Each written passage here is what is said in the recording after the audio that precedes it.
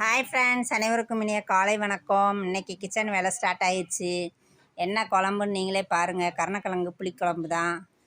அதுக்கப்புறம் பார்த்திங்கன்னா cauliflower fry பண்ணேன், சப்பாத்தி, சாதம், அதுக்கப்புறம் கவுனி அரிசியில் தோசை எல்லாமே இருக்குது. லாங் வீடியோ போட்டிருக்கேன், பாருங்கள் மக்களே.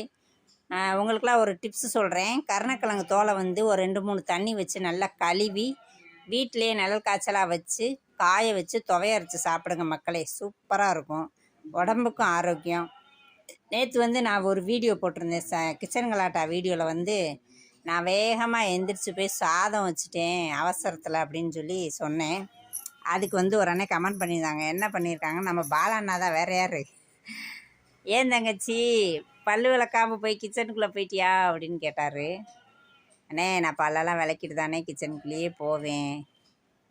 கமாண்டுக்கு ரொம்ப நன்றிண்ணா, பாய்.